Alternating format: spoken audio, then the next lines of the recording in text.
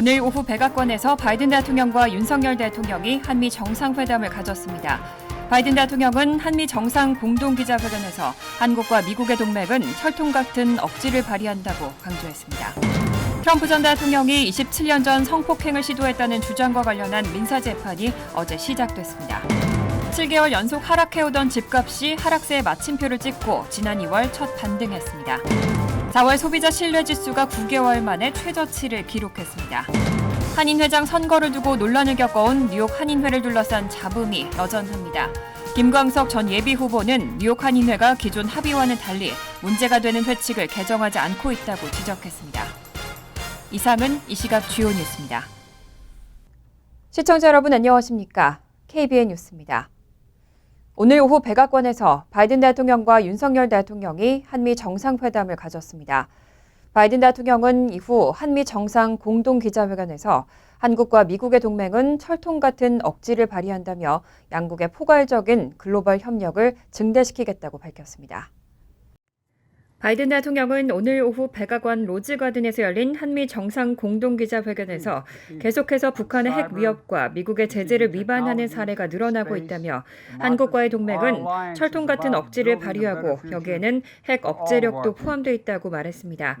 또 핵 확산을 막고 북한의 인권 침해 사례를 줄이기 위해 노력하고 있다며 한국과 미국은 일본과 3자 파트너십을 통해 인도태평양이 자유와 번영, 안보를 누리도록 협력하고 있다고 강조했습니다.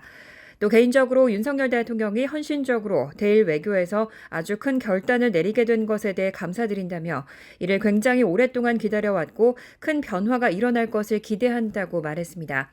아울러 바이든 대통령은 반도체 과학법과 인플레이션 감축법 등 민감한 법안과 관련해서는 한국과의 긴밀한 협의를 통해 조율하겠다는 뜻을 나타냈습니다.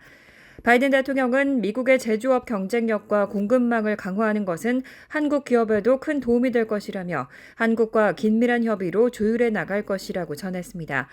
또 한국 기업의 불안감에 대한 의견을 묻는 질문에는 미국은 어떻게든 한국 기업 등에게 미치는 악영향을 줄이기 위해 노력할 것이고 미국이 한국 기업의 성장을 저해한다고 믿지 않는다며 미국은 한국 기업이 성장하기를 바라고 있고 이것이 한국의 이해관계와 맞는다고 강조했습니다. 또 무엇보다 한국의 경제 성장은 미국의 혜택을 가져다 줄 뿐만 아니라 자유세대에도 혜택을 가져다 준다고 생각한다고 언급했습니다.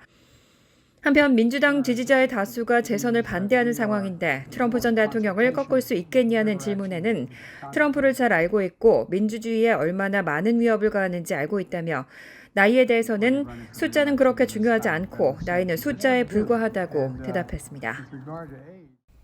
윤석열 대통령은 방미 이틀째인 어제 워싱턴 DC의 알링턴 국립묘지에 헌화하고 역시 한미 동맹의 중요성을 강조했습니다. 또 본격적인 세일즈 외교를 이어가면서 경제와 기술 분야 동맹도 강화하겠다는 목표를 내놨습니다.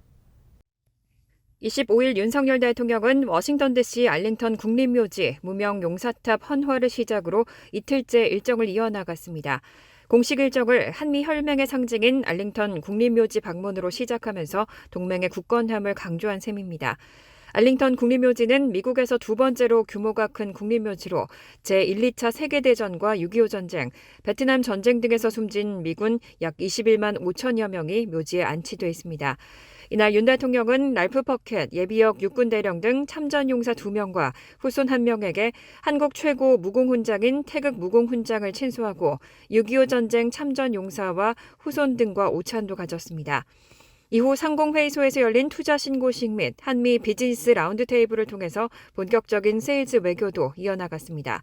투자 신고식에서는 미국의 수소, 반도체, 친환경 분야 6개 첨단 기업이 한국에 총 19억 달러 규모의 투자를 결정했고 반도체와 전기차, 배터리, 인공지능, 바이오 등 미래 첨단 산업 분야에서 양국 간 협력 방안도 논의했습니다.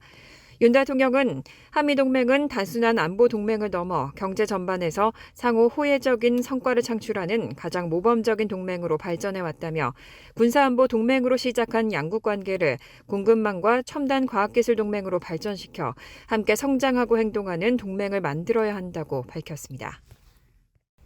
법무부가 영국에 본사를 둔 글로벌 담배업체 브리티시 아메리칸 토바코가 미국의 대북 제재를 위반해 벌금을 내기로 했다고 밝혔습니다.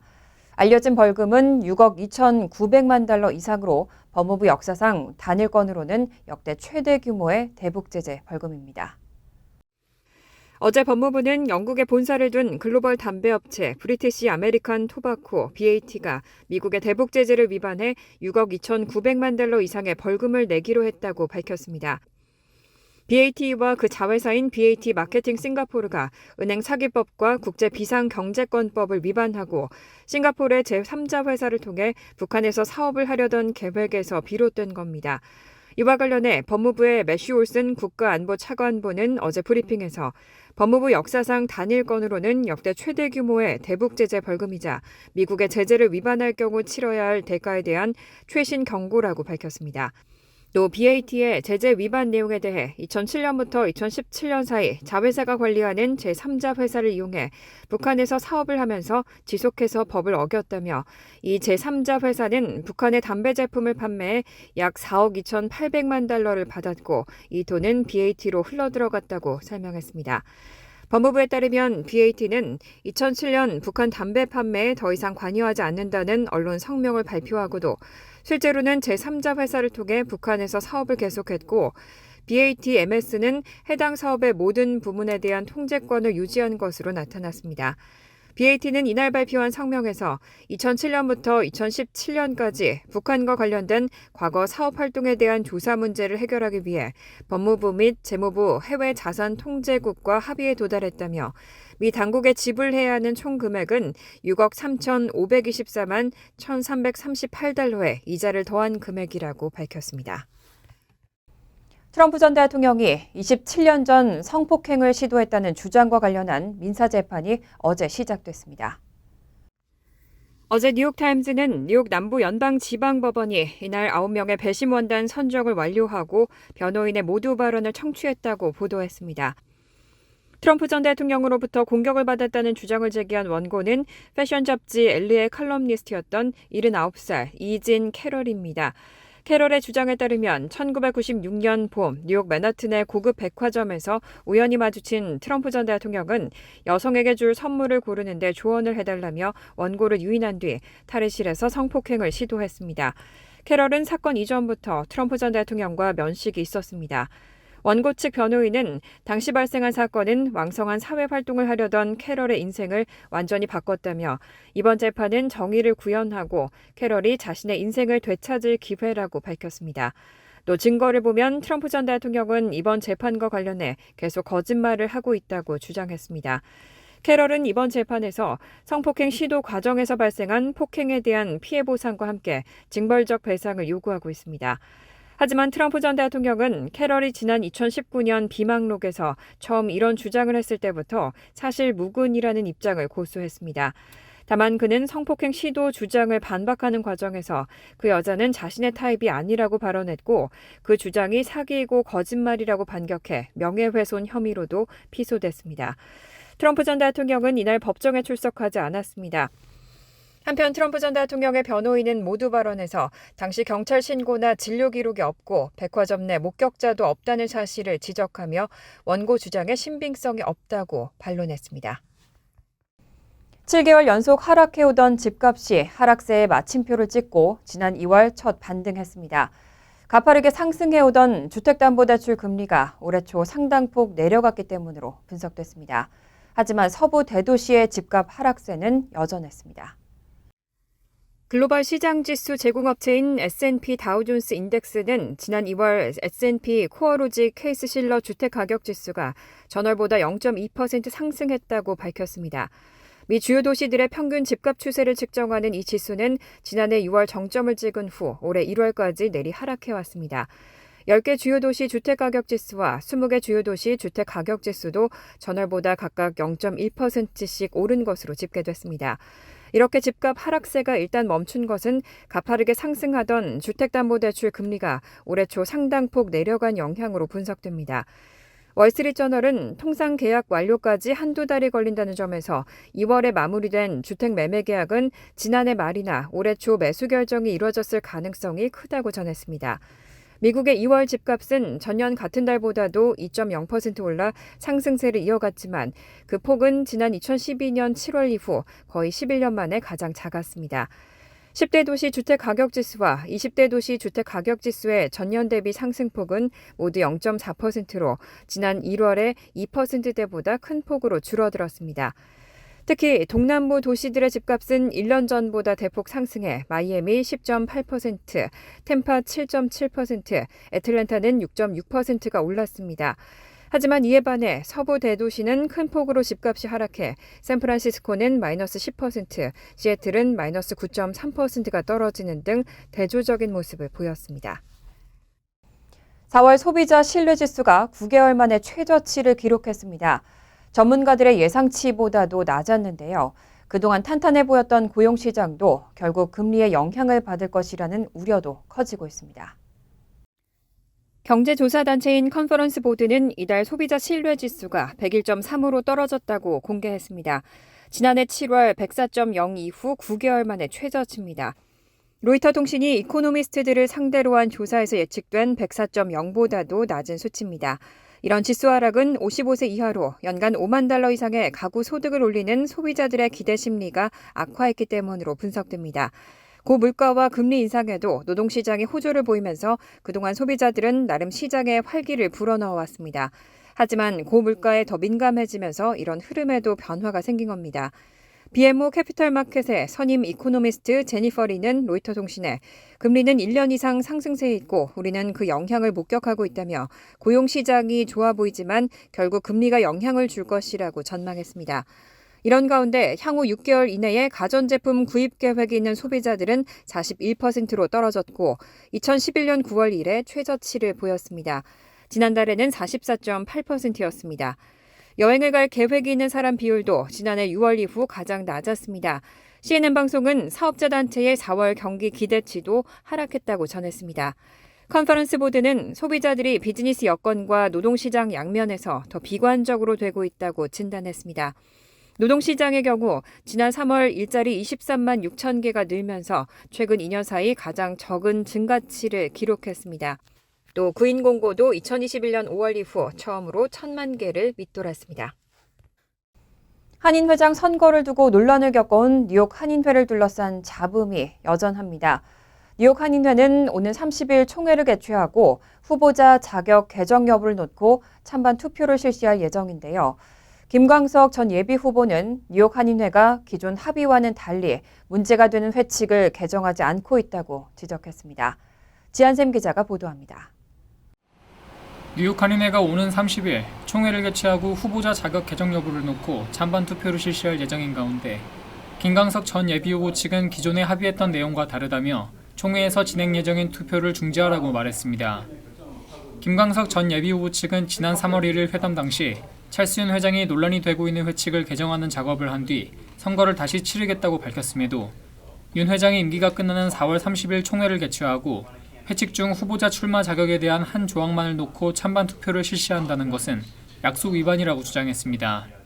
4월 30일 총회에 상정된 회칙 중 한 조항 삭제에 대한 찬반을 묻는 안건은 저희들하고의 약속 위반이며 또한 꼼수이며 한인 사회를 기만하는 행위이기에 반드시 저희들은 철회되어야 한다고 생각을 하는 바입니다. 한편 김광석 후보 측은 현 한인회 회칙이 뉴욕주 비영리단체법에 어긋나는 조항들이 많아 회칙 개정이 꼭 필요하다는 주장입니다. 뉴욕주 비영리단체법에 따르면 새로운 이사는 기존 이사들의 선출로 임명돼야 하고 단체 대표이사는 총회를 통해 임명돼야 하지만 뉴욕 한인회는 회장이 임의로 4명의 이사를 임명했고 단체 대표이사들도 총회가 아닌 이사회에서 임명했다는 주장입니다.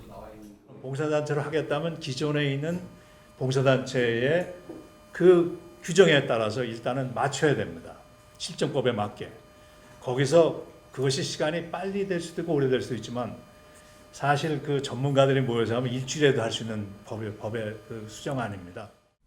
김 후보 측은 현 한인회 회칙에는 이해충돌 방지법이나 내부 고발자 조항 등 뉴욕주 비영리법에서 요구하는 조항들을 누락하고 있어 대대적인 개정이 필요하다며 4월 30일 총회에서 실시될 찬반 투표는 인정할 수 없다고 밝혔습니다. 김 후보 측은 또 현 상황이 선거 불능 상태로 4월 30일로 임기가 끝나는 찰스 윤 회장은 물러나고 역대 회장단을 중심으로 구성된 비상대책위원회를 통해 선거가 진행돼야 한다고 주장했습니다. KBN 뉴스 지한샘입니다. 뉴욕시에 거주하는 한인 가구의 45%는 소득 부족으로 어려움을 겪고 있는 것으로 나타났습니다. 절반에 가까운 한인들은 정부 지원 없이 순수 수입만으로는 기본 생활을 유지하기 어려운 실정으로 조사됐습니다. 포드 재단이 설립한 비영리 기관 펀드 포 뉴욕시와 유나이티드 웨이가 발표한 보고서에 따르면 한인이 가구주로 등록된 뉴욕시 가구 중 소득으로 기본적인 생활을 꾸리기 힘든 가구 비중이 45%에 달하는 것으로 추정됐습니다. 이 보고서는 정부에서 제공하는 각종 지원금이 없을 경우 순수 수입만으로 주택과 음식, 교통비를 마련하고 미래를 계획하기 어려운 경우를 소득 부족이라고 정의했습니다. 보고서에 따르면 한인 가구의 소득 부족률은 아시안 타 커뮤니티에 비해서는 낮은 편이었습니다. 아시안 평균 소득 부족률은 51%를 기록한 가운데 방글라데시가 75%, 파키스탄 63%, 중국인 54% 등으로 가구 소득 부족률이 50%를 넘어섰습니다. 필리핀은 46%, 인도는 44%로 가구 소득 부족률이 한인들과 비슷한 수준이었습니다. 한편 아시안 시민권자가 소득 부족 상황인 경우는 35%였지만 시민권자가 아닌 아시안의 소득 부족률은 59%에 달했습니다. 또 영어 구사 능력이 제한된 아시안 가구의 소득 부족률은 72%였고 그렇지 않은 경우 소득 부족률은 41%였습니다. 뉴욕시 전체적으로도 소득 부족 상태인 가구 비중이 크게 늘었습니다. 2021년 조사 당시에는 뉴욕시 가구 중 36%가 생활비를 감당하기 어려운 것으로 조사됐었는데 올해 조사에선 뉴욕시 가구 절반이 해당하는 것으로 파악됐습니다. 보고서는 뉴욕시 5개 보로에서 기본적인 생활비를 감당하고 미래를 계획하려면 최소 연 $10만 벌어야 한다고 추정했지만 뉴욕시의 실제 중간 가계소득은 약 $7만 인 것으로 나타났습니다. 수개월 전부터 하락세를 보이던 디젤 가격이 급락했습니다. 디젤 수요 급감에 따른 가격 폭락은 그만큼 제조업 생산이 둔화되고 무역이 위축됐다는 의미로 풀이되는데요. 미국 경제에 또 다른 적신호가 켜졌다는 우려가 커지고 있습니다. 월스트리트저널에 따르면 도매 디젤 가격은 최근 뉴욕 시장에서 갤런당 $2.65로 떨어졌습니다. 러시아의 우크라이나 침공 이후인 지난해 5월 $5.34에서 반값으로 폭락한 수준입니다. 디젤 가격은 수개월 전부터 하락세에 들어섰는데 따뜻한 겨울로 난방 수요가 줄었고 러시아의 침공에 따른 글로벌 석유 거래 재편이 시장의 디젤 공급 과잉을 초래했습니다. 연방준비제도에 잇따른 금리 인상이 기업 활동을 냉각시키고 미국 내 제조업 및 교역이 위축된 것도 디젤 수요에 타격을 줬습니다. 아무란 산업 전망은 이날 디젤 선물 가격을 갤런당 $2.45로 끌어내리면서 최근 15개월 사이 최저가를 기록하기도 했습니다. 팬데믹 시대 소비재 호황이 끝난 뒤 상점과 창고에 재고가 쌓이면서 올해 1분기 컨테이너 수입 물량은 지난해 같은 기간에 비해 약 23% 감소한 상황입니다. 글로벌 배송업체 UPS는 분기 매출이 예상치를 밑돌자 연간 전망치를 2009년 이래 처음으로 하향 조정했고 이에 따라 주가는 10%가량 하락했습니다. 이런 디젤 가격 급락은 원유에도 부담이 되면서 정유 회사들의 수익성도 떨어뜨리고 있습니다. 이날 국제유가는 소비자 신뢰지수 하락 등 경기 둔화 우려가 작용하고 달러 강세가 중국 수요 증가 기대감을 압도하면서 2% 이상 하락했습니다. 브렌트유는 배럴당 $80.77로 지난달 31일 이후 최저가를 보였습니다. 서부 텍사스산 원유 가격도 배럴당 $77.07로 마감하면서 이달 들어 가장 낮은 수준을 기록했습니다. 간추린 소식입니다. 뉴저지 팰리세이즈 파크의 주차 요금이 다음 달 초부터 2배 인상됩니다. 펠팍타운 의회는 지난 24일 원래 회의에서 미터 파킹 요금 인상 조례안을 최종 통과시켰습니다. 이에 따라 펠팍 미터 파킹 요금은 현재 30분당 25센트에서 15분당 25센트로 2배 인상이 확정됐습니다.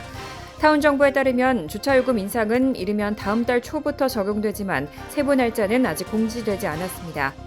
일각에서는 펠팍의 미터 파킹 운영 시간이 월요일부터 토요일 오전 10시부터 오후 9시까지라 포트리 등 인근 타운에 비해 길게 적용되고 있는 만큼 시간 단축이 필요하다는 주장도 나오고 있는데 타운 정부는 차후 검토해보겠다는 입장을 밝혔습니다.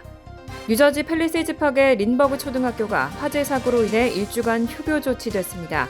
펠팍 타운 정부에 따르면 지난 23일 오전 11시께 린버그 초교 1층 미디어실에서 화재가 발생했습니다.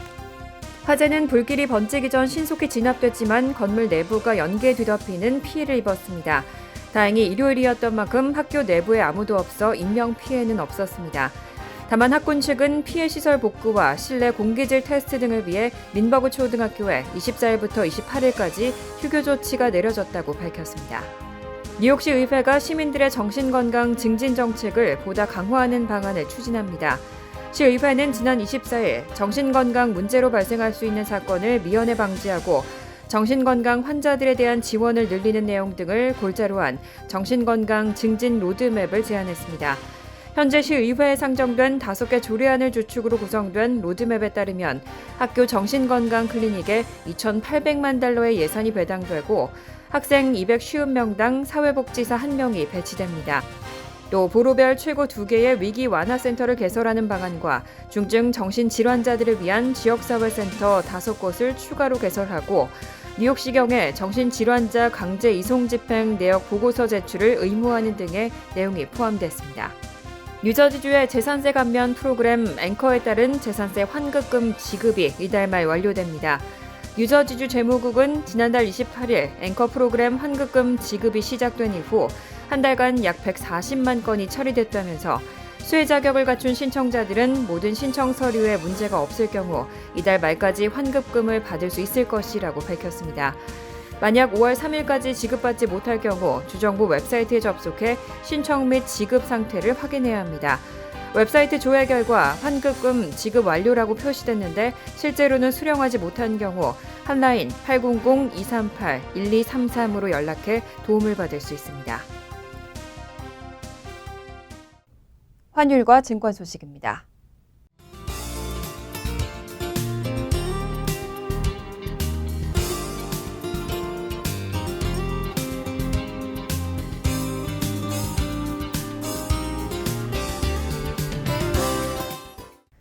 이어서 날씨입니다.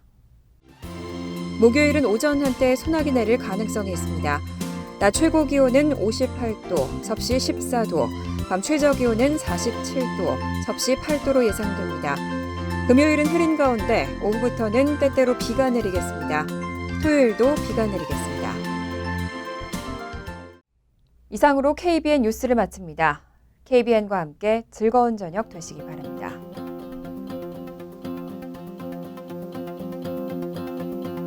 미 동부 최대 한인방송 KBN이 제작하는 KBN 뉴스는 웹사이트 mykbn.com 그리고 유튜브와 페이스북에서 다시 보실 수 있습니다. 좋아요, 구독, 알림 설정은 뉴스 제작에 큰 도움이 됩니다.